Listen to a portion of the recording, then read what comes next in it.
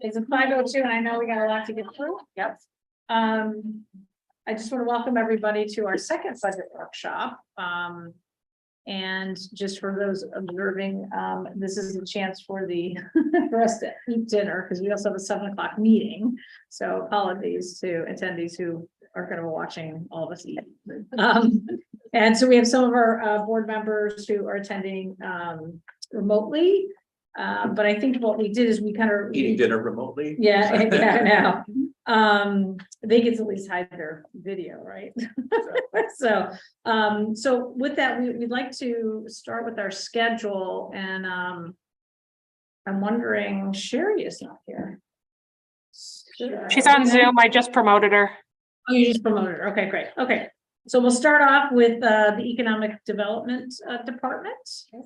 And I will, you want to unmute Sherry, welcome you, and just give a 2-second overview. We added an additional $5,000 request to Sherry's budget. She's new to this position. We never had somebody permanently focusing on this area. This is a shared service, part-time Madison, part-time Guilford.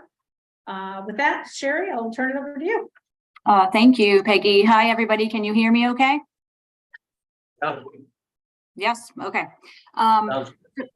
So last fiscal year, in partnership with the Economic Development Commission, we did a budget or use some of our budget to create a tourism website that should be launching in the next 60 days or so.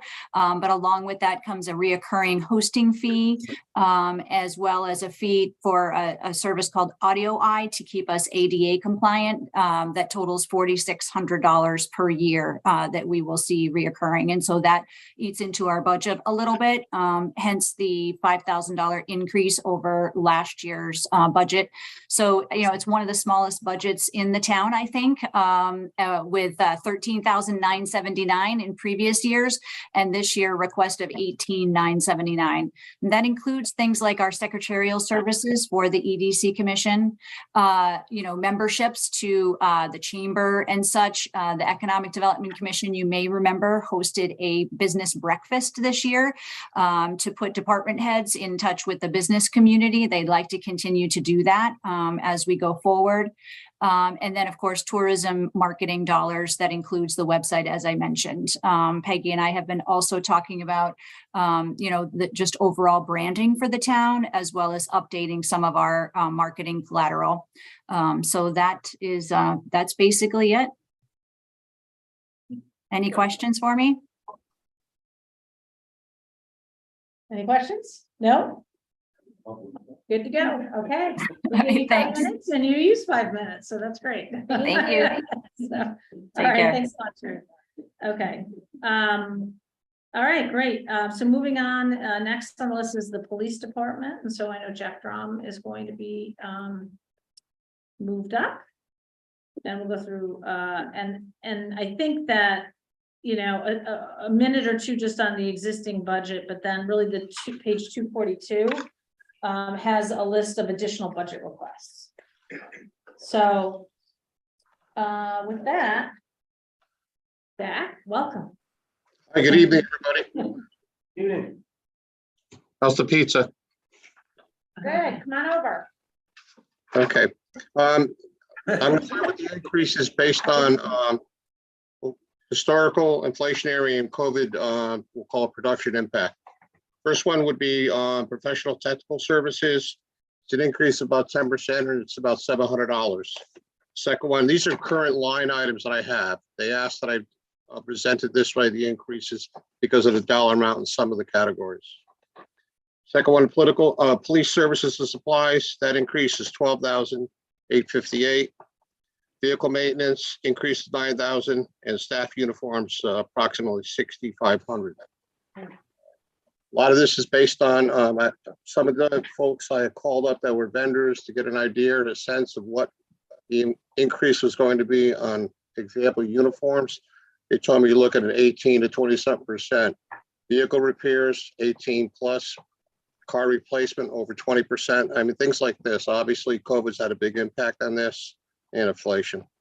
Any questions on those 4 items?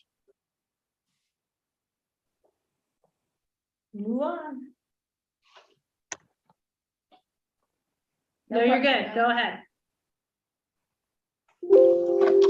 We're good? Can you not hear us? I can hear you now. Okay. Go ahead. You're welcome to just move on to the speed signs and, Okay, the next request is for the radar speed signs. You've seen some of those that we put up with special appropriation from last year. We installed a half a dozen additional signs. We'd like to purchase more. It was after discussion with some members of both boards who suggested perhaps maybe you should look at it as special appropriation. My commission asked that I still include that in the request. Hence, we'll have a discussion with you folks on that. Second part of that is remote security cameras.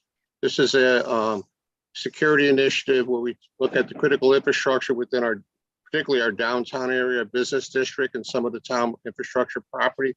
I do know now that ART and IT is already looking at it from a technology improvement point. So that perhaps maybe something could be incorporated into that. And the last one I have on that is a correction, and I have 4 stalker radar antennas which are scheduled for replacement. I don't have a general equipment replacement line. It was suggested also perhaps maybe we should start this, but these are replacing radar sets that we've had for approximately 5 years. And the last one is the licensed health professional, which I'm going to like to say for last in the discussion in conjunction with Scotty Cochran, Youth and Family Services. so this is, so I think the first couple, as we go through this, might be items that we might consider as special appropriations, which we had handled some of these last year. They were capital items. And rather than building into the regular budget. And then I think the new position, I know the Board of Selectmen had talked about this position with Scott Cochran. And so I don't think Board of Finance has had the opportunity to hear about this proposed position. It's a part-time position.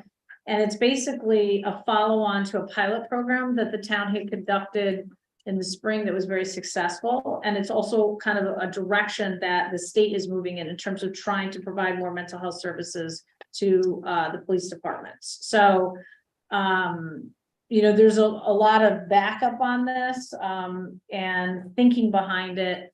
So I don't know if you want to have Scott and Chief Drum spend a few minutes now to talk about it, or if you'd rather kind of dig into that during your own budget workshops. I guess it's however the board members want to move forward on that.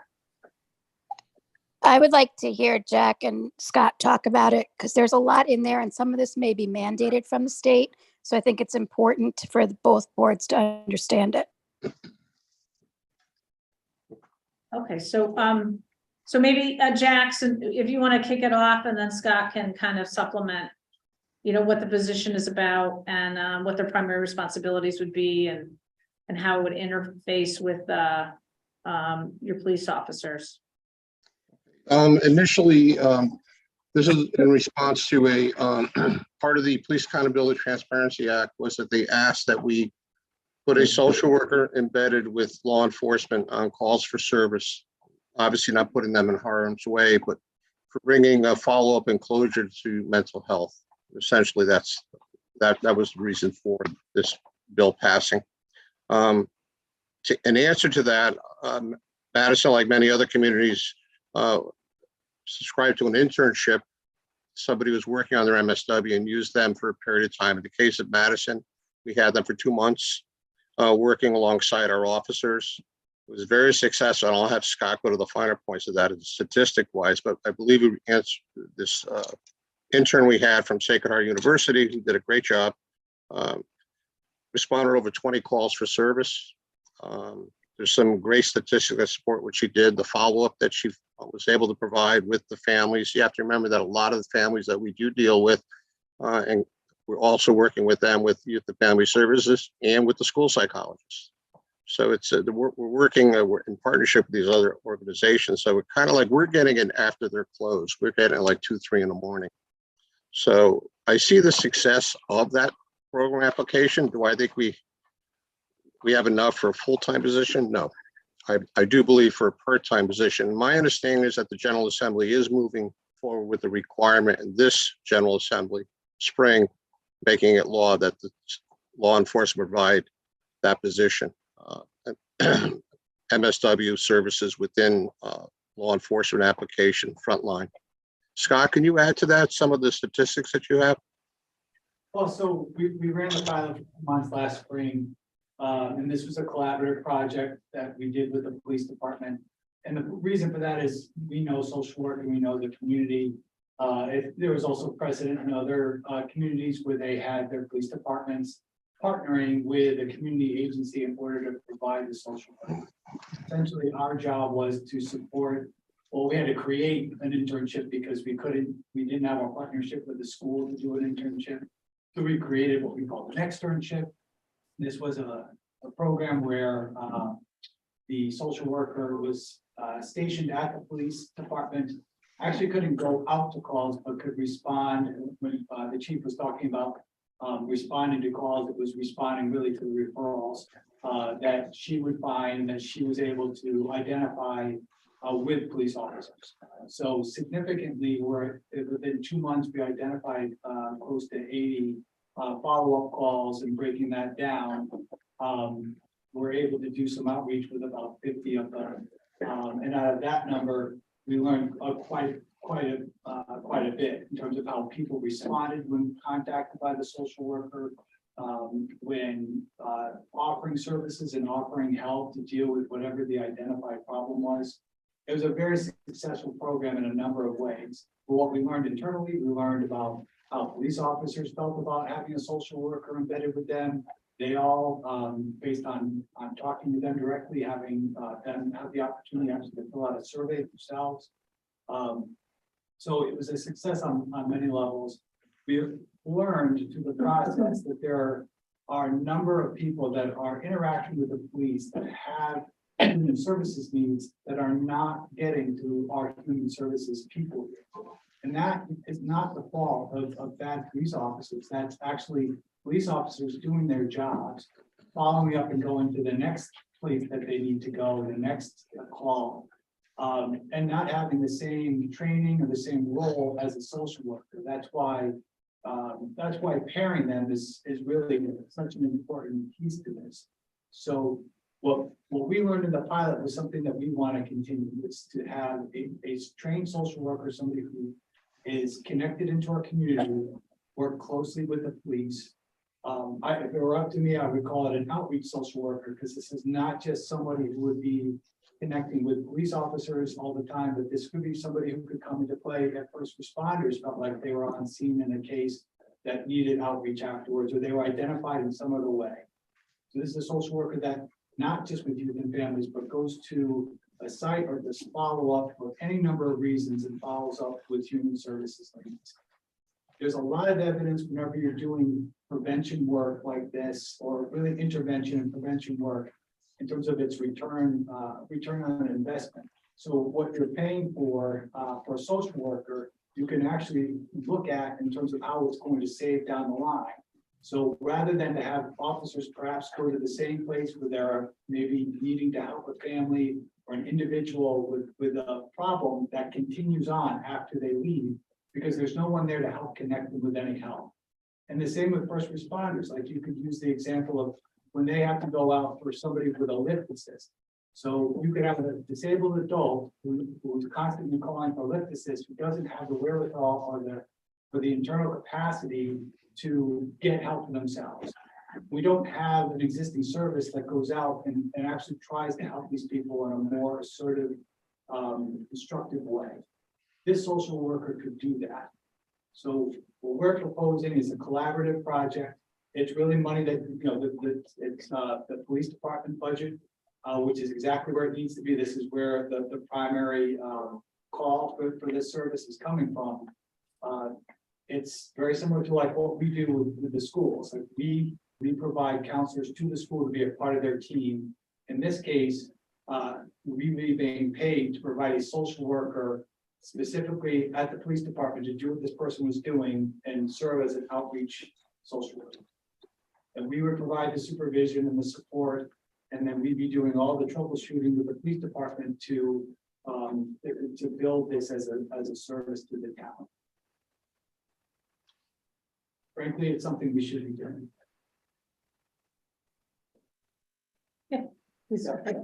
I'm both playing with this, trying to get a better view. There's a couple of logistic questions. So Jack, you're saying that this is a part-time position. Is this somebody who's going to be on call? So when you get the crisis call at 2 o'clock in the morning, then you call this person to jump out of bed and go with you? Is that the way it works? Or are you gonna, or is it somebody's gonna be on the job from 11 to 3 or something? So what we're asking for is money for 24 hours a week and then some money for overtime. And we do think we can have this person on a limited on-call. So this, since it's a part-time position, we are going to think carefully about maybe certain days of the week, which we think we can look at like records to see how often, where most often you're seeing the need for a crisis follow-up or on-site response. So we can build that in, but it would still be to some limited capacity because again, it's a part-time position. You would still have all the existing on-call resources for that the police department use now. Those wouldn't go away. This hopefully would take the place of some of them, assuming that the crisis happened on the night that we planned to have the social worker on call. So you're saying it would be sort of a mix of what I described. There'd be some nights that are high use nights. Statistically, that they would be in there sitting over there waiting for the call, and other times they'd be picking up the phone. Yeah, and Fillmore, I would believe too that if you can envision this, being in place for 6 months or even a year, that there's a good potential that the social worker could get to know people and the clientele. Yeah. And could call in, like, it might not be that the social worker has to respond on site, but these officers would have the direct access to somebody who they know and can talk through a scenario, and you can even deal with it that way.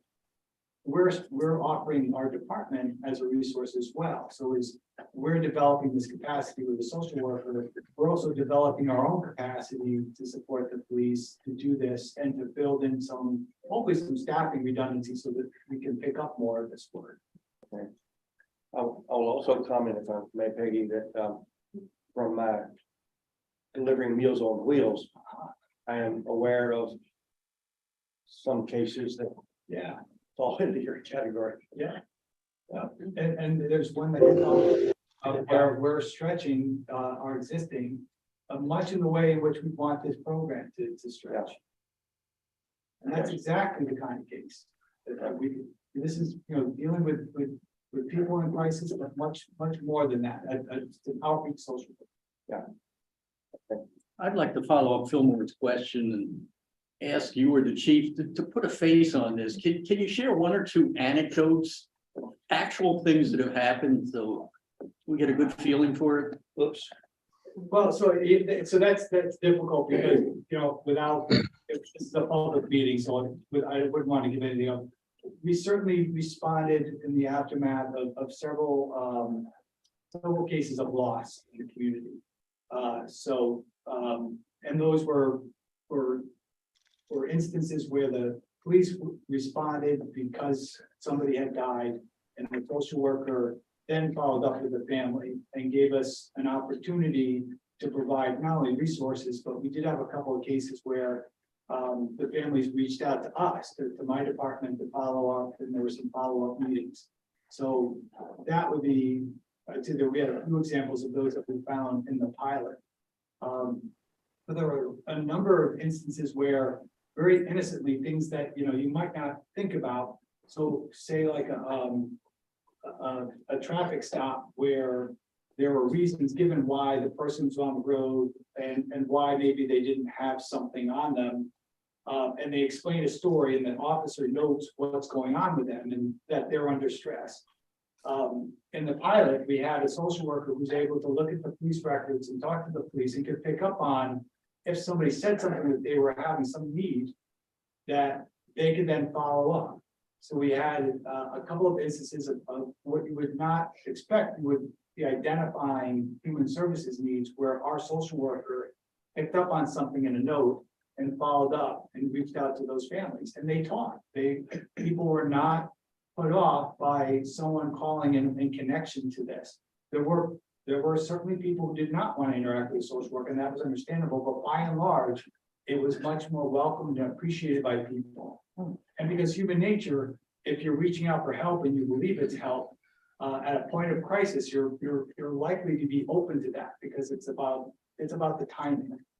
If you think about real estate as being about location, social work is about relationships. And you build relationships when you have opportunities and need that sort of match at the same time. Thank you. I think, I know that, you did a long piece about the value of this, Yeah, right? there's And, 65 pages. yeah. And the board, I know our board had an opportunity to see that, but that's maybe we can share with all the, board members, so you can see a lot of the value that was done. And it was kind of a white paper, so to speak, I know Jack likes to call it, on, you know, what this person did over a period of time. So, because the opportunity to really kind of dig into this, to, you know, to ask more questions for Scott later. But I do know that the departments have worked well together, structuring this so that they can make this a more permanent part of, you know, how we serve the community. And as we know, mental health is obviously a growing issue. So, so any other questions? Just Yeah. one thing, Scott, I think we're rightly organizing this to leverage your management structure, correct? So I we're think so, not, yes. we're not embedding the social worker in the PD and then creating a social worker management structure over that. We're leveraging youth and family services existing structure, right? Yes, but the person would be placed at the police station. But there, it's a person that is part of your organization.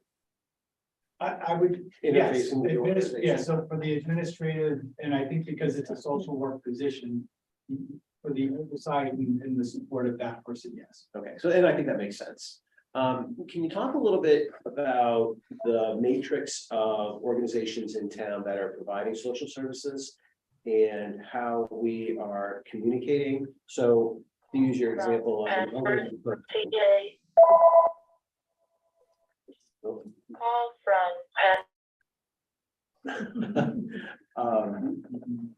So the senior person who is somebody who needs help getting up and comes into the consciousness of this new social worker may already be receiving services from the senior services group.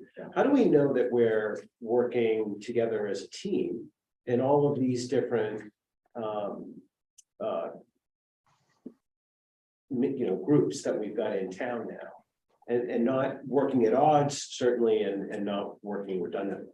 But so I'm so glad you asked that question, because nothing infuriates me more when we see examples of all of us working in silos. We really should not be doing that.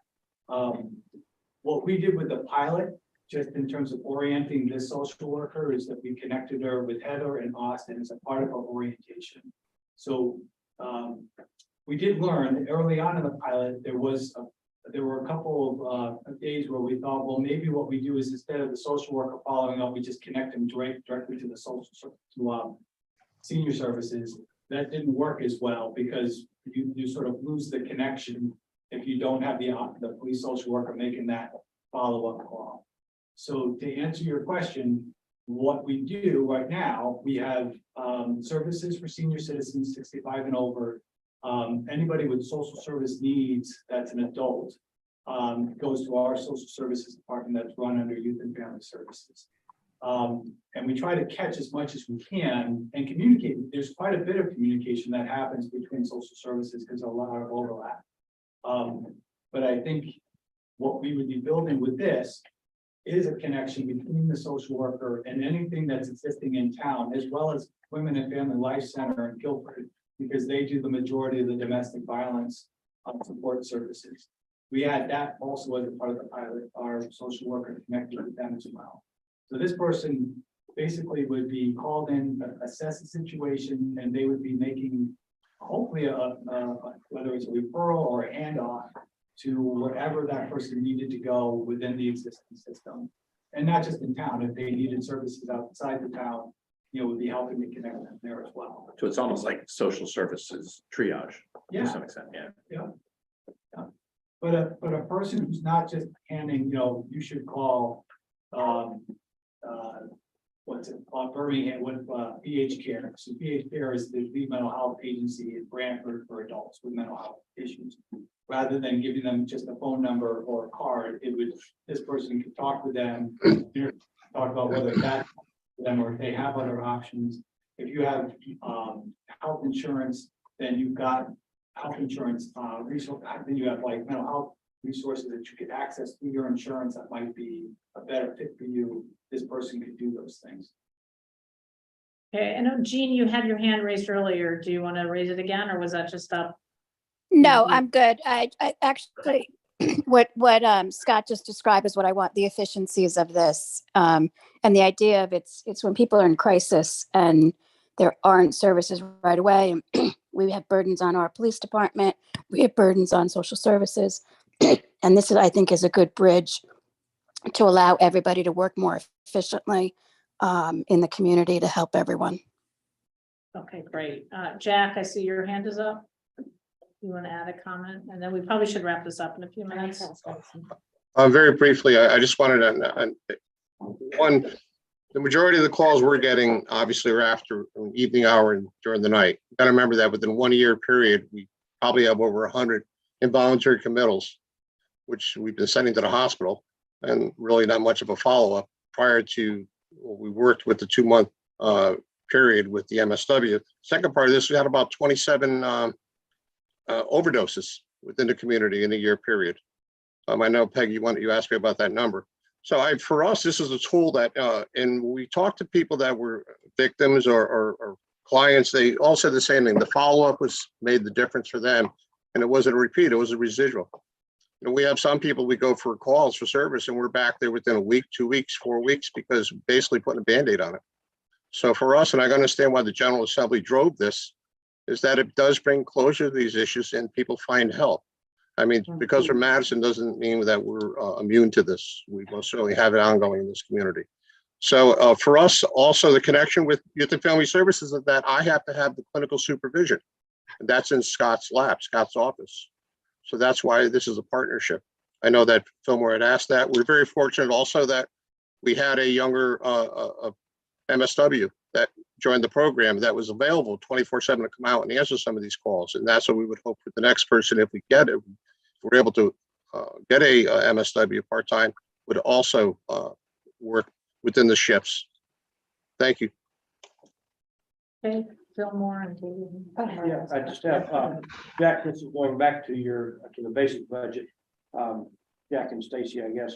I'm noticing that the wages is down about 60 grand. I'm taking a guess and saying that's because you had pretty good turnover. And so you have more junior people who are not getting the seniority steps. Is that basically correct? Okay.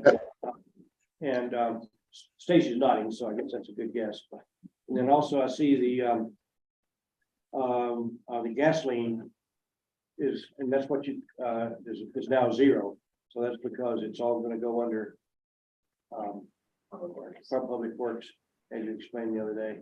Yeah. Okay. And I see that Greg Martin, did Greg retire? Okay. So I can't hear I didn't hear the question, Fillmore. I'm sorry. Greg Martin is not in for next year. Did he retire? Is he? Because I've known Greg for quite some time. Greg, Officer Martin, did he retire? I don't think so. Did he? He did? Okay. Oh, He did. I will miss seeing him downtown. Yeah. Okay, that's all.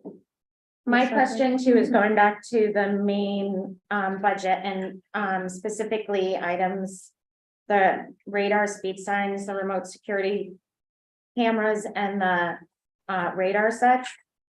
Is there a reason why those did not go through CIP? Those seem like capital. They were under the threshold. We try to use a $25,000 in over for CIP. Okay, and the special appropriation, when that happens, what fund does that come out of? What balance? It will Yeah. come out of the undesignated. So my concern, I talked to Peggy about this, is that special appropriation becomes a mini CIP. And that we're gonna lose our bottom line, which, if you look in year 6 of CIP, it's a little daunting. And so I would just encourage as much to go in CIP for planning purposes as possible. Yeah, and there's also a contingency line item of about 71,000 that I can use for these items. That is a budgeted line item every year. Nice. Okay, well, thank you very much. More to come, but thank you, Chief Drum. I see that Ed Dowling is on here, Captain Harkins, thank you. I'm sure there'll be some follow-up questions, and Scott, obviously, thanks. So, okay. Yes. Thank you. Thank you. Okay. All right, so next up is the Madison ambulance. So Russ is the new what's your official title now? EMS director. EMS director. Okay, great. Nice. Right. Yeah, Interesting. so if you want to walk us through your budget and Yeah, so myself and Chris Dowler. Here, Welcome, who's the, Chris. Treasurer for the board. Yeah. So we're not requesting a budget increase this year, so that's a good thing. We have been very fortunate that we received very generous donations from the residents. And that has helped to offset our operating expenses for the last couple of years. So we've been very lucky. With that being said, we feel that's probably not sustainable going forward. So because of that, and supply chain issues, we're still having difficulty with supply chain issues, vehicle replacement being one major part of that. And also healthcare expenses that are increasing as we move forward. And also difficulty in finding employees, not only finding them, but also retaining them. So we're probably looking in the next couple of years to put in some additional increase if it becomes necessary. noted. I know this has always been a struggle. Yes. So thanks for the no increase. Yes. That's awesome. Yeah. Could you just talk a little bit, because it looks like from your P and L that your actual expenses are going up considerably, about $100,000, more than $100,000. You're not asking for more from the town, right? So can you talk us through your expectation on how you're gonna make up the difference? Sure. So we're hoping that a lot of the fundraising that we do does help out with that as well. We do have some line item increases, such as fuel, and we have some other, pay increases, also some increases through our OC Health, which we do this regular screening program for our new employees. But mainly, we're looking to at least keep the fundraising either at the same or maybe a little more if we could do that. And that's what we hope to do. And that's where we're looking forward to. We have been a little busier to start off the calendar year. So that bodes well as far as recuperating those expenses through our billing company. Have the service calls from Ammonasset changed at all over the last year or two? So they actually, over 2022, I think we responded to. I think it was 45 calls we responded to for Ammonasset compared to 52 the year before. So it's about the same. It's about the same, maybe a little less, but we're still going there quite frequently. I think more so than we would actually like to. But it's just one of those things that we have to do. Yeah, so that's correct. So in 2022, we responded to 45 calls at Ammonasset, and then in 2021 we responded to 52. So it's about the same. And how many of those 45 are you transporting? I don't have that figure. I would say probably a good portion of that, probably very close. So if I might put a fine point on my question, you're comfortable that all things considered, that either from your balance sheet or through your fundraising, you'll be able to make up that difference? Yes. Okay. So every month we sit down and we do a budget versus actual variance analysis. We look at every single line item, where there's a difference, and that enables us to make changes we've got to cut back on supplies that aren't essential. Use a little bit less electricity, wherever we can, we'll economize based on the results of that month's variance analysis. That's kind of, so I sit, I liaise and I hear a lot of this on a monthly basis. But I just wanted to please give you the opportunity to say that you guys are watching this in real time and adjusting in real time. Exactly. So, yeah. I was trying to tee it up. You threw them both. Yeah.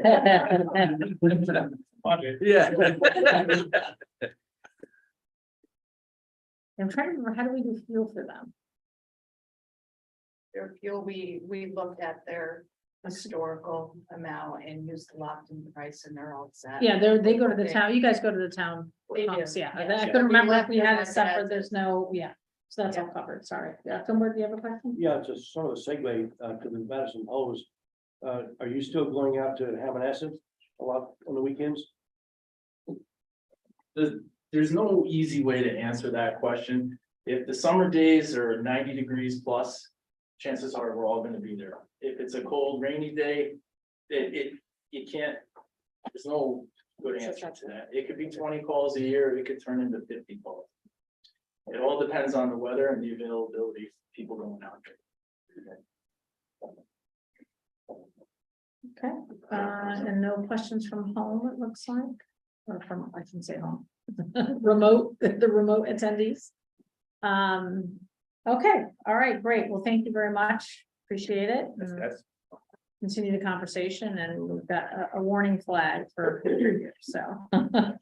All right, next up, Chief Kittle, Madison Hose. Good evening, everybody. Bob Kittle, I think I've met you at the end, I'm sorry. I'm Bobby Kittle, Fire Chief, downtown Madison. Nice to meet you. Me too.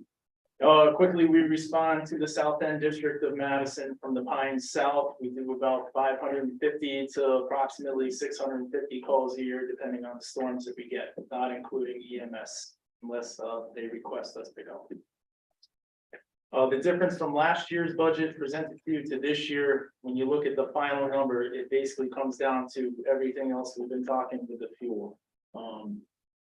Cost of fuel has gone up. These trucks are big. They suck a lot of diesel. That's basically where we've had that conversation.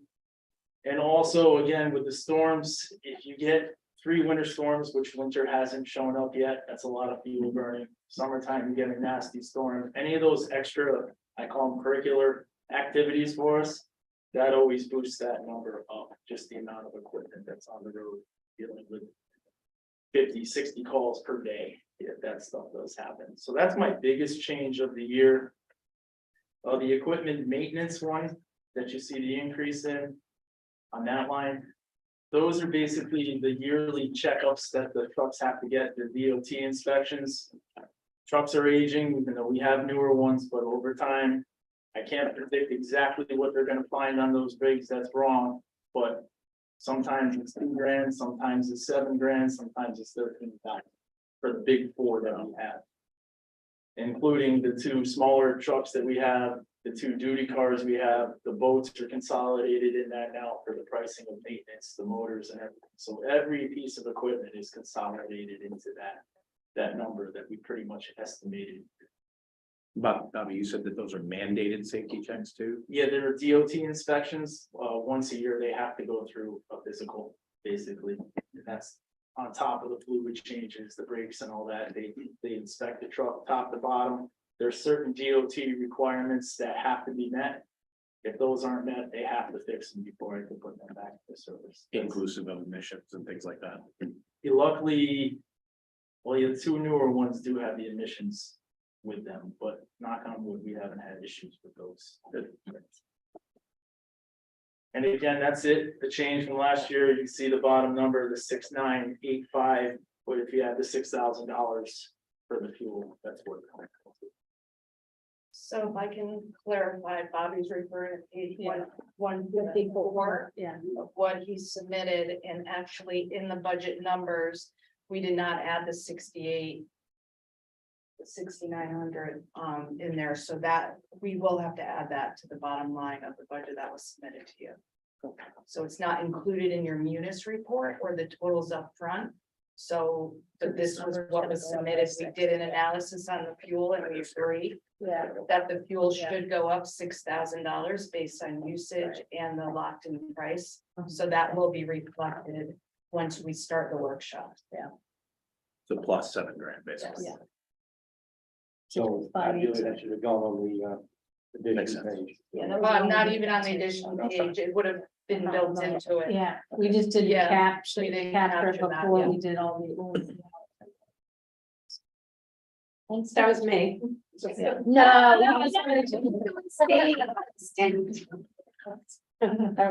think It's my fault. No. We just This couldn't page is figure it all before December 28th or whatever, I so. So So, it was a big project. yeah. Okay, any questions for Chief Kittle? No? Great, thank you, Thank you. yep, all right, thank you, appreciate all the hard work you guys do, and then we have North Madison now.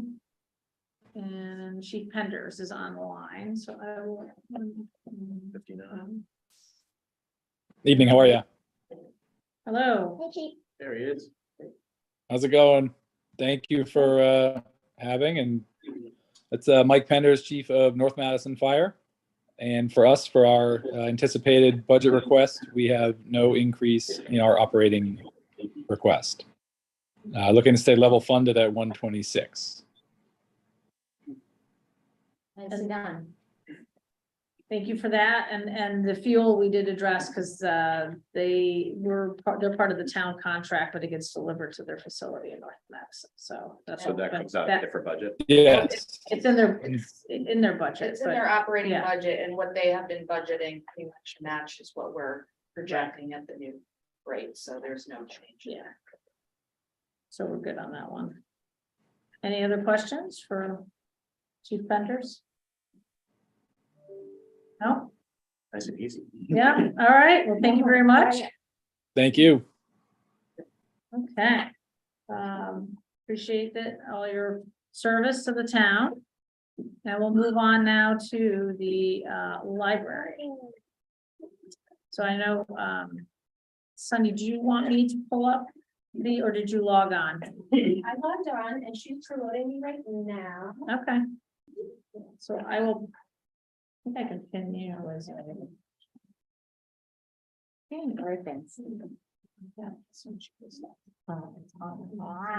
There, it just isn't blurry, but now it seems clearer. I keep getting like, it's very blurry. It moves too much. Well, Yeah. yeah. It's just, I don't know how you have it, but It said 219. but Why? It's really 221. Thank you. I mean, there are some budget limits about that. I think that's one of those. Huh? Good night. Be safe out Bye, there. guys. Bye, thank you.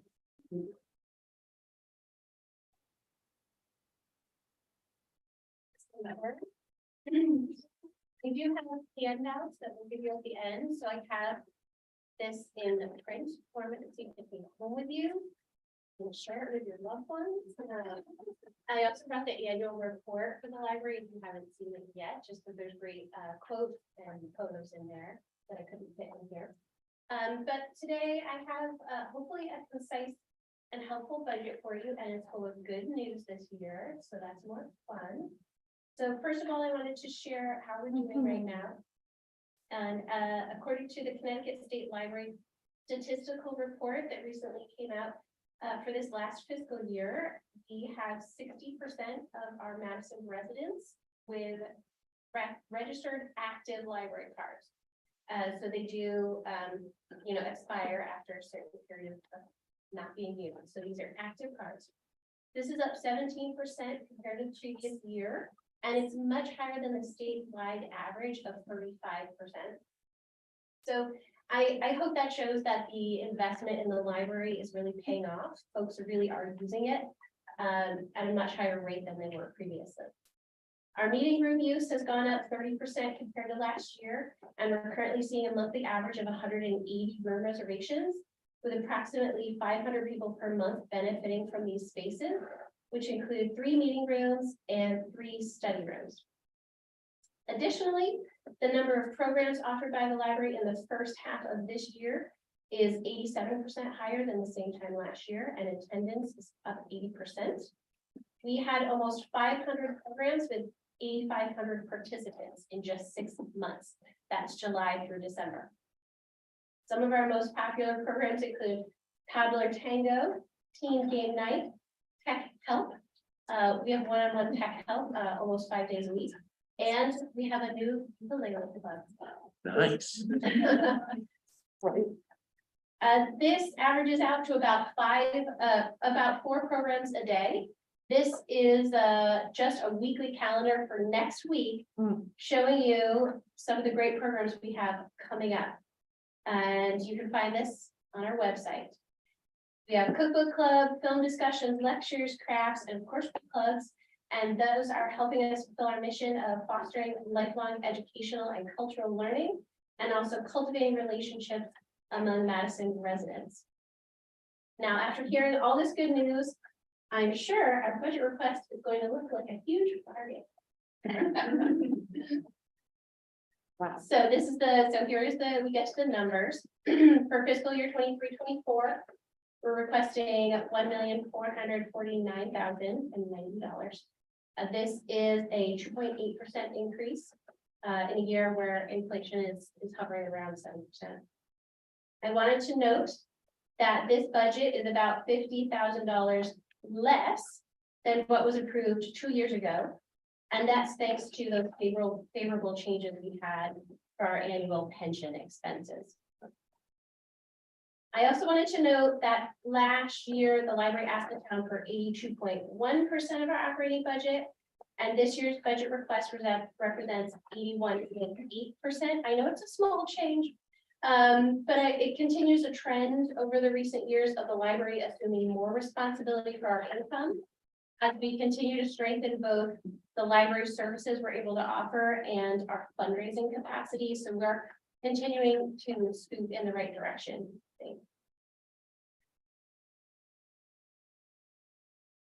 Is there a target there, Sunny, in terms of a goal? No. Are you guys targeting like, I want to get to 50% or 75%? Nope, we just want to continue doing the best we can. And when we see that we're able to do a little more, we do.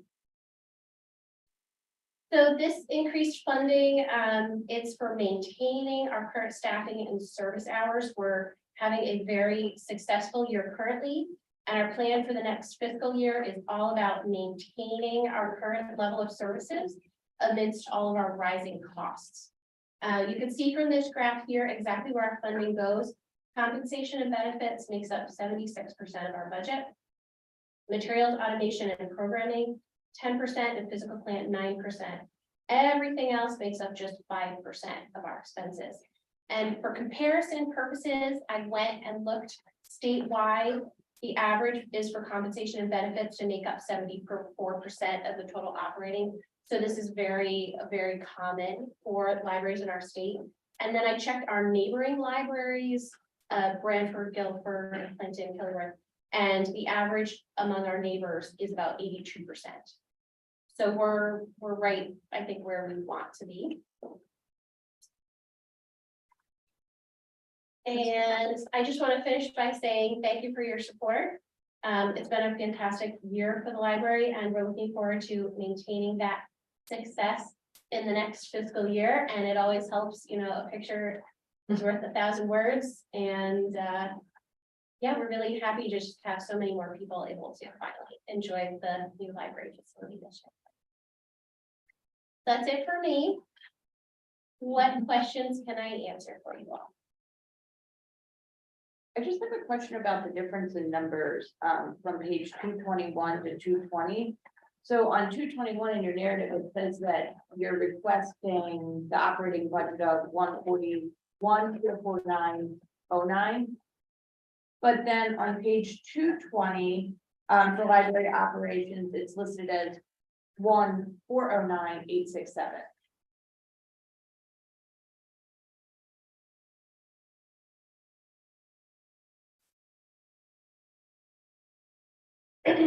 Stacy, is that different? It's the 39,000 in the additional. No, it's more because The 7,970 is listed correctly on both pages. So I think it's the mortgage, yeah. That's Well- on the property, the difference. That's what it usually is. Well, because, so operating capital request on page 221, it says we're requesting 47,970 for the Guilford Savings Bank mortgage. And that is listed here on page 220, capital request for mortgage payment, 47,970. Difference between, the difference between the 1,409 and the 1,449 is the 39,000 additional budget request. You know what I just said? It is what That's Bruce what I just heard. said, yes. Yes. They said that wasn't the difference, so I thought maybe it was a mortgage, but it is the additional budget request. We only added, we keep it I flat. took my shoes off and double checked. Done 224. It's the additional Okay. budget request. It's that Oh, 39,000. So we don't build in the additional budget request into the munis, into our accounting until you all approve it and then we add it in. So Okay, it's in a separate section. okay. And so just again, that is your cost of living increases in wages. Correct. That's not additional staff, it's just. Correct, exactly. Yep, and then, some physical plant, all of our vendors, costs are going up, that type of thing, so. We're gonna keep it below that 3%. Time, our hardest. And I will say that we talked quite a bit in the fall, because there was a couple of other things they were thinking about and kind of came to an agreement that. That this was the appropriate thing to put forward for this year, so thank you for that. Yeah, absolutely. And I think they did a great job coming up with some. Thank you. I have a question about the mortgage payment, that's for that, I know that's not operational, to look after. That's for that piece of land in the back that we bought a number of years ago, that's gonna be running out here shortly. Almost done. But there's another couple of years, 4 more years on it, 4 more. about $100,000 left on it. And we renegotiated the rate 2 years ago, 3 years ago, now down to 3.25. And it's been advertising 5 years from that time, so that share the value.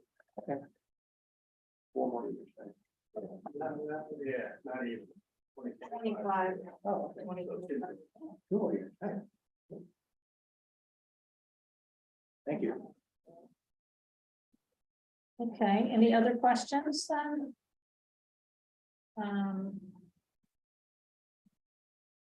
Okay, I think we're good, thank you. I texted Bill. I was just gonna try, okay. Yeah, he came and sold pizza and took off. It's at another meeting. Oh, That's right. I should be there. I'm the school board one. All right, so he Building can come over and join it's us a coming. minute, thank you. I'm just gonna grab. So pretty, thank you. That's all Sunny. Sunny did a great job at that. I got it. Yes. You don't need my library card? I think I need to renew my library card. Well, we need to check on that. We need to help your numbers. My wife always goes and does it. Yeah, you totally should.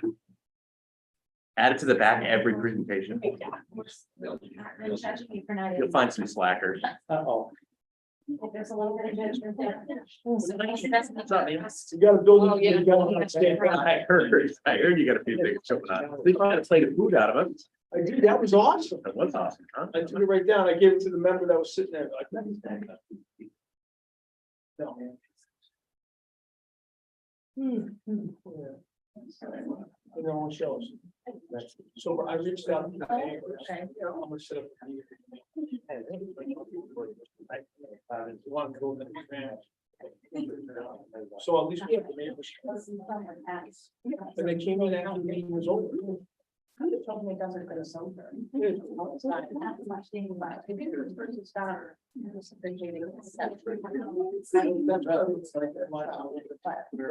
No, I think that under this new driveway, and it's, so then I'm always wondering, am I gonna wind up in the back?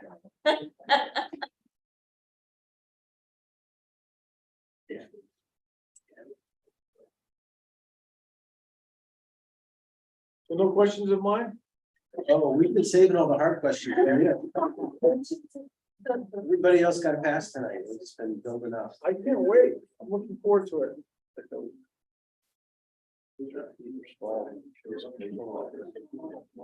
So you have the exceptional work.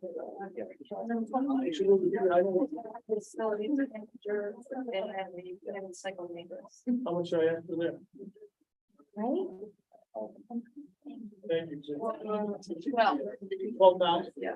And how much do I usually get? 100? Yeah. Oh. Okay. I'm like, I mean, even almost. 111, ready for the tough question. Yes, I'm ready. it's inside and you're not on the slopes. No. I'll be there, I'll be at Suicide Six on Saturday. Except Wednesday, I'm supposed to be at Town Ridge. I don't know if they're gonna be open. No, I doubt it. Not even this day. What time do you find game with me? Yeah, okay. Stay. An extra ticket. Okay, thank you, thank you. All right. You understand? It's okay. Riveting. About toilet paper. All right, is everybody good moving forward? So, I don't care, I was worried we weren't gonna have enough time. Should we talk slower? Well, we gotta stick around We till have to stay, 7. I know. Why was I gotta it date 7? with my Oh, the coach. Board of Ed? Yeah, board of selectmen, yeah. Anything on there I need to go? All right. All right, well, with that, I guess, if those of you who are remote, I think we're gonna, reconvene here. And now we have facilities. Well, thank you for letting me come. I am ready to go over in minutia if you'd like every detail, but Go slow, you've got time to burn.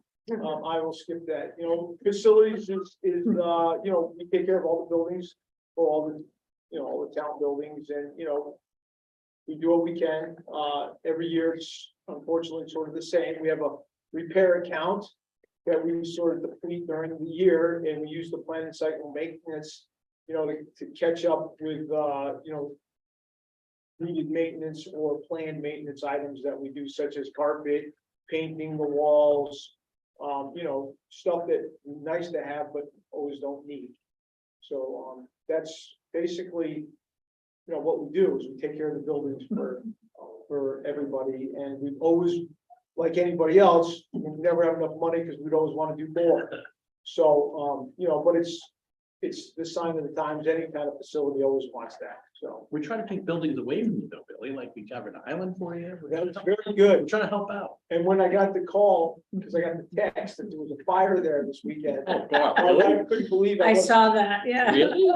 Well, it came in as a structure fire on my Right. thing. Yeah, And my wife couldn't believe that I wasn't like leaving the dinner yeah. and calling. I'm like, well, I don't have to do Island anymore. And really, they're probably working on the fire. If I call the fire guys, it was a car fire near the building. Oh, wow. Yeah. Wow. So yes, no, thank you. I didn't have to worry about that. So, Here to help.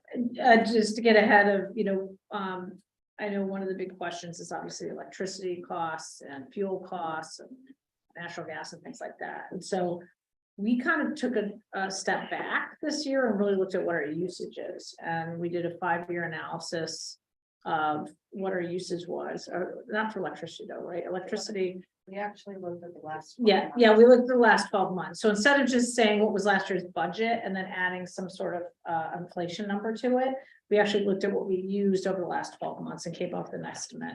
The other thing is for electricity, you know, we do hedge, and we actually have a hedge in place until November of 2024, correct? Or no, 2023, to cover part of the budget year. That is at a pretty great rate. So 100% of our supply yeah, until 23 September. And then Yeah. 25 September, we have 50%, and we're talking about locking in another 25, so it'd be Right. at 75%. so we kind of actively talk to, we have a consultant that's been working with the town for a number of years, and we're always looking at opportunities. And so You're not paying the supplier rate. yeah, exactly. So that's why No. we're not budgeting, just taking a number and rolling it forward. We actually went through and looked at usage and everything to come up with those estimates. One of So- the Board of Finance members asked me about that, if we were, you know, concerned about that, and I nicely said no, because we're fixed and we're not in that cycle. Phil In Morris the asked a correct question. Yeah, of course, all the news the last couple of months has been about the 24 cents a kilowatt hour. That, you know, if you're just not paying attention, the people are paying.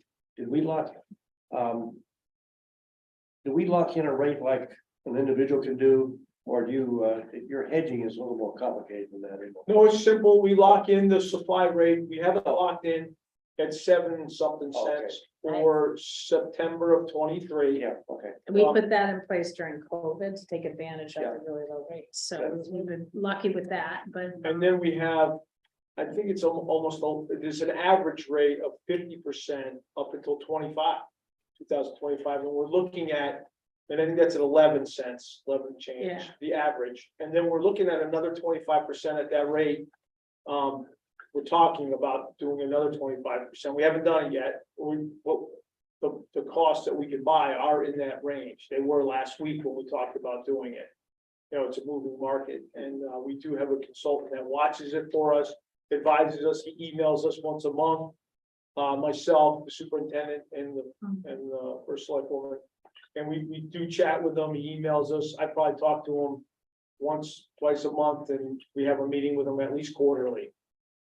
Yeah, so he said it's been good. We've been getting ahead. I mean, I think we all wish we could have locked in everything a year ago, but then we didn't know about our, the other thing was we just went to referendums and we didn't know what buildings were gonna be part of the plan, so we had to kind of step back and do things in chunks.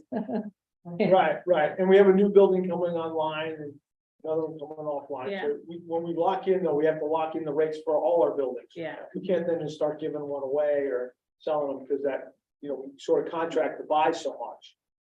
So it's basically sort of a little more complicated version of what any of us can do. Yes, and the complication part is because we have so many buildings and they are diverse. Sometimes we're not using them, and we try to plan ahead. And we're putting solar on all the time, and we're doing geothermal. So when we start doing our own power supply, then we're not buying it anymore. So we can't agree to buy it and then reduce by making our own power. Or reducing solars, making our own power. The hedges on the generation, Yes, right? The delivery fees are going up as well, yes. but the numbers aren't reflected any of that in here. Well, we did do a calculation and we added a percentage of our use from last year. So, and that was in, I don't know what the percentage was. 5% that we use. So when I look at the electricity in all the buildings, there's no increase. There should be. No, it's probably, maybe we just put it in one overall. we didn't use the budget amount though. We didn't use the budget. Oh, that's Yeah, true. It was based on actual, not Yeah. last year's Is budget. that? So you're right, it did not go up Yes, because it was based on actual, not the budget. We took last year's actual and increased that 5%, and that was less than last year's budget. So last year we gave money back. Oh, out the of change calculation Yeah, is on the actual, not on the Exactly. budget. yeah, The change calculation in the report is based on the budget. But we grew next year's budget based on last year's actual. So we took last year's actual. That, Yeah. I'm more confused. so we did last year, we had $150 in the budget. We only spent 100. So if we went up 7%, we went 107, and that was the number we put in for this year, which was the same or less than. what we had. you're saying budget, the projection based on last year's budget, we came up with that projection based on the actuals. Right, so I'm looking at electricity per academy. What page are you on first? That's probably the worst one to look at. I guess that's like Academy, doesn't really. I get, well, okay, so we can look at any of them. Look at Bauer, the Look first at, one. The Bauer, the first one. The first one, we spent 402. We took 402 times an increase of 5%, and it was still under the budget, so we kept the budget flat for a little bit of a cushion.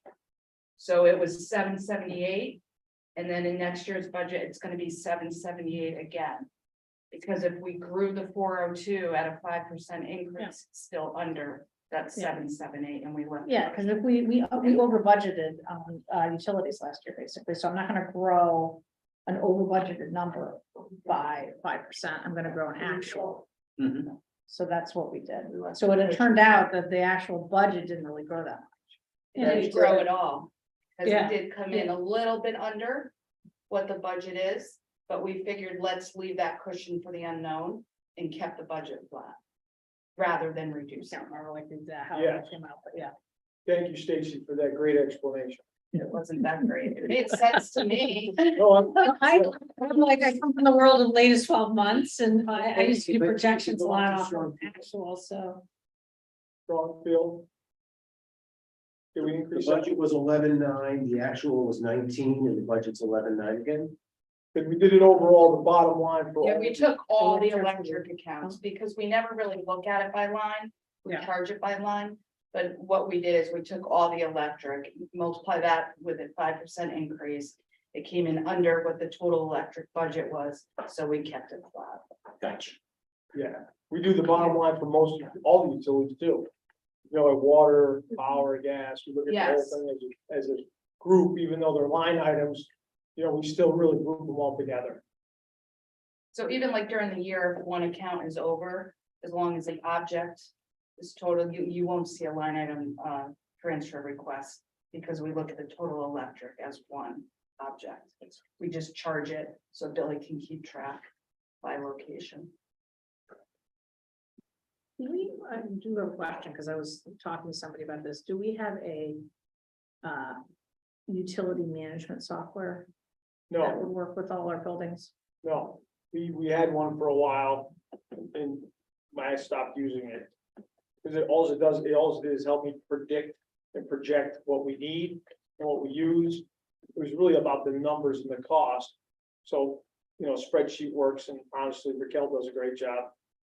You know, if she wanted additional software, I'd do it, but, you know, it costs money. It was time consuming putting the data from accounting into that. Yeah. And, you know, I used to analyze it to death and really no one really cared. Really want to know how much is it costing us? You know, the use is good information, but it's really how much is the bottom line? What's it costing us? So it was a lot of time spent putting data in, with not a lot of benefit. There just might be some new ones that would be able to upload and sleep and stuff like that to look at the overall, like, Yeah. all the different utilities, but. Yeah, and with the accounting system, although I was really good with the old one, the new one actually has a little more depth. You can dump it Yeah. into Excel spreadsheets for dollar amounts, but what we don't get, and this is the hard part, is the use. Well, exactly, and that's where this stuff does, well, we'll talk about it another time, but. Yes, Yeah. we will, because I've been doing it a long time and I haven't Yeah. found one. That That doesn't. You got cost 50 a minutes fortune. if you want to keep. Yeah. Good. Somebody was trying to sell me something at one of the CCM meetings. Would it, Yeah. would it be you're calling the 5-digit numbers, the object number? Yes. So would it be helpful under like maintenance 2102, take all the object numbers and group them together? Sure. And then so we could see how those lines are moving. So we would see all the electricity for the town, all the gas, which is natural gas, not gasoline, right? Yeah. And those things. Yeah. And all the, I mean, all the objects together. So what, what is your total spend on building maintenance? We would see that. Each one. Department. So yeah, if you go back to budget by department, that under that tab, What page is that? it's still not run by object. Starts Yeah, on- Page 7, That's the. You got page 7, really 8. On the old one. everything is just by object. So it's not divvied up by department, but no other department than Billy has electric. So that electric object is there, but that's where you can see. All of the office supplies, every single department, in total, that's what the town spends on office supplies. So what's the electric object? Your electric 6260. If Raquel was here. That's scary that you know that. But she's at the building right now. 56,220? 56. Yeah. On page 10, second from the bottom. Yeah, so you can see by object total first. So if we took the 277,002 and increase that by 5%. Yeah. It's below the 322,000 that we budgeted, so we left it at the 300. Does that help? It does. It does. So it came in 290, 871. And then we said, let's not reduce the budget because again, we didn't lock in for the full usage and we don't know what's gonna happen. So we left the budget flat. It's still very unpredictable. But if you do want it by object within the departments, we could do that as well. But good point, I mean, electricity is only in Billy's, so this is what the total would show. We're gonna want the supplies. So the other thing is we need to talk about is the new position. Yes. Oh, I'm sorry, go ahead. Sorry, Yep. before we jumped in, this is not that big a deal, but the hydrants and water mains are up 15 grand, and I see that you and Peggy and Stacy agreed to that number. What's behind?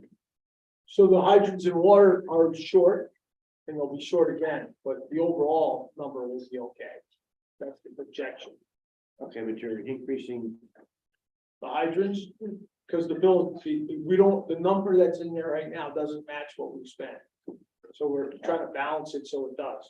We're already behind this year. We're short in that line item.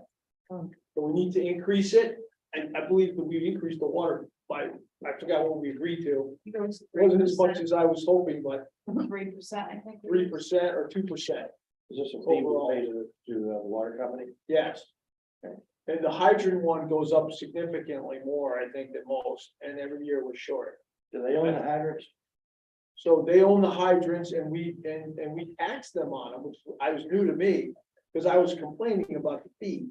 And he says, well, if you stop taxing us, then we will stop charging the fee and it'll be a wash. So I don't know if that was exactly the way the conversation went, but the taxes that we charge are pretty hefty, I think, and the fee they charge is pretty hefty. So I didn't, get into the exact number, but that was new information. I didn't realize. I don't, wait, we tax per hydrant? We paid, I think we taxed the We pipe, tax the what? the infrastructure, the pipes. I don't know if it's specifically the hydrants. Yeah, just like we tax the power company too. Yeah, so once again, outside of my understanding, but that was the comment, I don't really know how much we tax them, but he was saying it was significant. The person I was talking to at the water company when I was complaining about the bill. They're probably paying the same mill rate on the Yeah. capital value. It's the rest of us. Yes, and we're paying it back to them, but we're taking it from them, and we're giving it back, so it's an interesting watch. Because it's a significant amount we pay. For all those hydrants in it, and I think it's the length of the piping, once we put more piping in. I don't necessarily know if it's the actual hydrant, though I think there is a fee for the hydrant. Yeah, well, I thought there was just a fee, I knew we paid like a fee to have availability at the hydrants, that was why. it Yes, was, oh, thanks, Um, appreciate it, Bob, so, thank you. so any other questions, and then I thought we could talk about the new construction manager position. So, I think this kind of came out of two different things. One is obviously Bill is going to be retiring. He's extended his retirement or pushed out his retirement. And never, yeah, I know, he was. He's definitely though said that, Really. July 1st, 2024, he is done. And that's So, grand opening. right, so we have Bill for another year and a half. And in the meantime, he's unique. He wears many hats. He has a lot of the history of all the buildings, and it's been very successful at managing, both school and town needs. Thank you. So you're not replaceable, right? But so we're trying to figure out what's the next move though, right? And I think the superintendent is also trying to figure this out. In the meantime, we have all these construction projects going on, and Bill is running around trying to manage all this. And so we thought, let's develop a transition plan and see where we are when, after a year with this individual that we would bring in the construction management position. So this person would report to Bill, assist him in all the projects, both the school side and the town side. Hopefully actually save us a little money, because we are hiring at times outside contractors to do things because he doesn't have the ability to manage some jobs. I'm not talking about like the school building project, but other smaller things that are going on all the time in town. And then give us an opportunity to test ride this new position. And then I think we just have to sit down and figure out what will happen after Bill does finally retire, and what that position would look like with the school. So does this become the position? Do we, do we promote this person, or do we get support under them, or do we go out and search? But it gives us some flexibility. And this is not Raquel. No, Raquel doesn't leave the office. Now, this is somebody who's gonna be very experienced in the construction world. Yes. And would be seen as somebody who might have the potential to step up and take Bill's position. But I think it's gonna be tough, because it may be that we're gonna need 2 people, period, going forward. We have to see how that works. And so that's where the superintendent, I think, was supportive of doing this as a shared position. And so. Which Bill is now. Right, right, and so, but we actually are only 25% of his budget, so to speak, his salary position, and the school 75%. This would be a 50-50. I think there is gonna be a shift. The schools are gonna be, they're shrinking and they have newer buildings, whereas the town has a lot of older buildings still to work through. And I think facilities is kind of a broad term. There's just a lot of things you have to help out. We debated about a air conditioning unit on a communications device or whatever, and is that a building, or who covers that, or, so. It's all about the money. Yeah. And, I have a good amount of money, although I have more needs for my money than want. So when someone asks me for something that isn't part of my world, I hate giving up the money, because I don't take care of the stuff in my world. For his budgeted money to do projects and stuff. So, so that was the thinking behind the position. And it also, I think, helps us, transition into future, whatever direction we go into the future, budgets for this, replacing Bill. So that was the thinking. And I think, what's in here on this? Is there, you haven't seen, we actually do have kind of a draft job description, all that, which we could share. I don't know if that went out. This just has a summary of it, right? I can share that with the board, before a workshop, but there's a lot more detail behind that and the, salary level. So any questions on that position? I know, Jen, you're familiar with it through the that discussions. It seems like everybody was pretty understood. Yes. The need for it. Yep, we went through it. Yeah. So would this be perhaps a trial period, for somebody who would step into Bill's shoes? I think so. Yeah. That would be the That's ideal, but we'd have to see, because he's unique, right? So it could be that if, you might have to hire somebody under this person to work with them. It might be this person is not viewed as being able to be at that director level. We don't know. I think we want to look for ideally, we want to look for somebody who can transition into Bill's shoes. So the immediate need is to hire like an assistant for him that could potentially transition into Bill's role, or we hire somebody above this person. Right.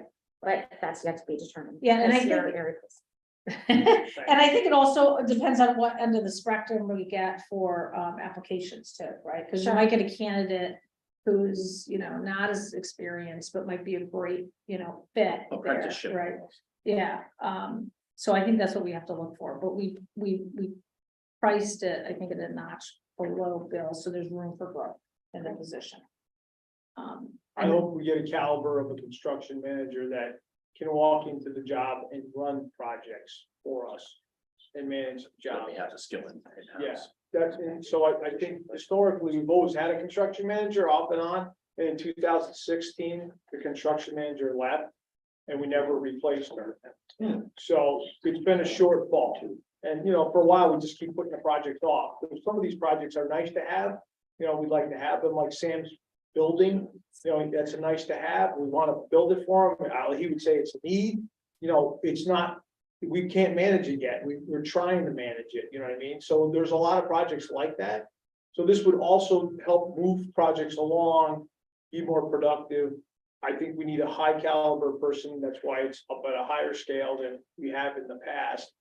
And, I think you can decide later. Listen, we're all replaceable. Thank you for the kind words, but Stu McMillan, who was my mentor, I thought we would die when he left, because what are we going to do, And we've sort of made out, he's been gone and we're doing okay. So when I leave, you're going to do okay. And I think the transition time is perfect, because the construction will be starting on the new school. A lot of projects should be up and running, and then someone will see them to their beginning and to their end, so they take over them. And if a construction manager, and you get the right person, they may or may not apply for the job of mine. I think you should replace me in kind and have the construction manager, because not only for my department, but Sam's running stuff. Austin's running stuff, because I'm like, listen, you want it done, I don't have the depth. You gotta either handle it yourself, or I'll put it on the list of maybes. You know, so they know that now. Like, he handled the generator project, Austin's handling a bunch of his stuff. He would love more help. I mean, I talk to him and advise him. He takes my assistance, but I can't run jobs for him that he needs help with. You know, so I think it's not just for the facilities department, it's for all the departments.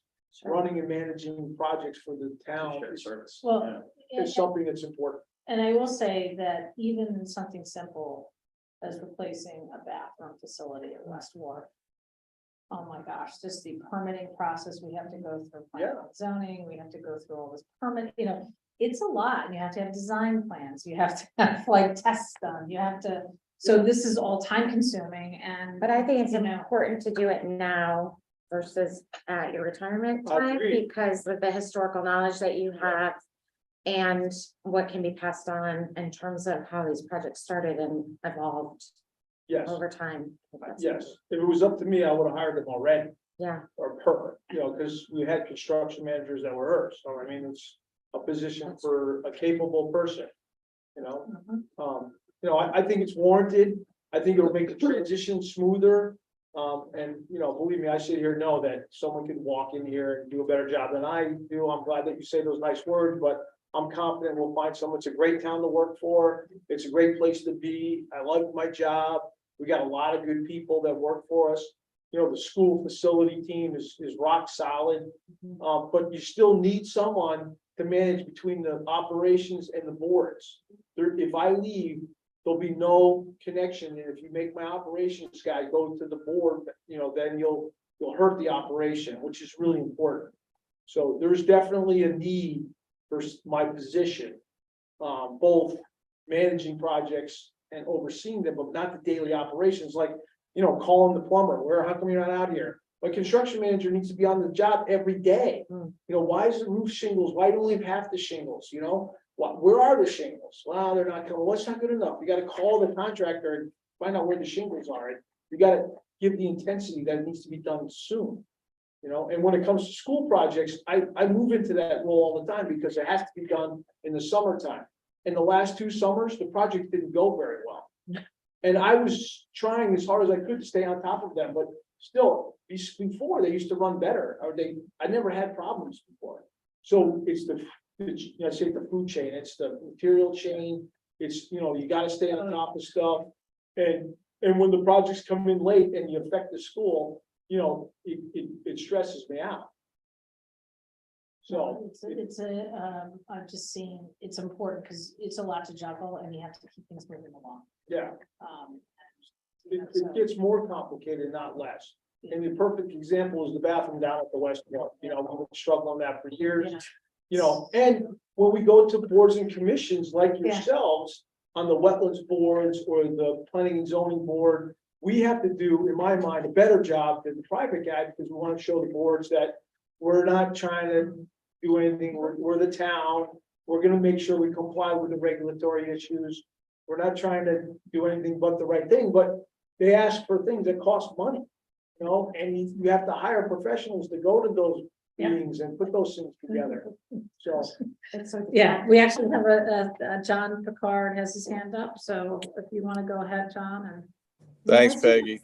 Listen, I want to, I mean, I think a construction manager and you know, when Billy retires is just so valuable to the town. Someone that's looking out for the town's best interest. There's so many regulations, as was mentioned before, even with the school construction reimbursement, there's so many things you have to do. I just think it's something that's probably long overdue. I don't believe the town has an engineer. A lot of towns and cities have town engineers, and then they normally pay a construction manager a percentage of the project, which I feel is a big mistake, because then they're looking at the project and not the town. So I really believe this is something that's warranted. It's not just because of the referendum that went through and all the projects you have, but you'll always have things that need to be done. And as Billy said earlier, it's just good to have, you know, someone there watching all these projects, watching things, making sure they're done as efficiently and expeditiously as they can. Thanks. Thank you. I agree 100%. I mean, just the difference between working in the police station and working in the schools, and working in the assessor's office, and working in the town clerk's office. Any construction manager is gonna figure out what those key things are. And he's gonna take care of the town clerk when you know that it's very sensitive around the vault, you know? Just that important part. Yeah. And making sure that you assure them that we're not gonna mess with the vault, or we're gonna work around it, you know? Just it's not rocket science, but it is a unique specialty that someone needs to, Well, stay on top. but some of the things we're doing now, like just the geothermal project for town campus. Right. It's very complicated. And, it's time consuming.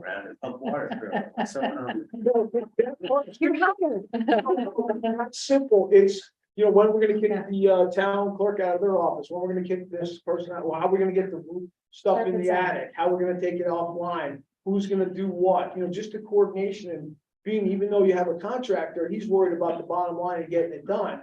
He doesn't really care if he disrupts he wants to get the bottom line, so you have to say, no, it's in the room, you gotta let him give him a little notice, you can't leave dust and particles all over the ground, and then And then tree removals that we're gonna have to figure out with all this, so. when we did a construction job at the school, and we did at night, and we're doing the roof during the night, every day, the contractor came and cleaned, but it wasn't good enough, you know what I mean? You still had to check it again, so it's warranted. I'm happy to talk more about it. Yeah. And I give you history, but I won't keep going unless you want more. And we'll get out the detailed, job description type of information and stuff and to during the word workshop, so you can have the backup to it.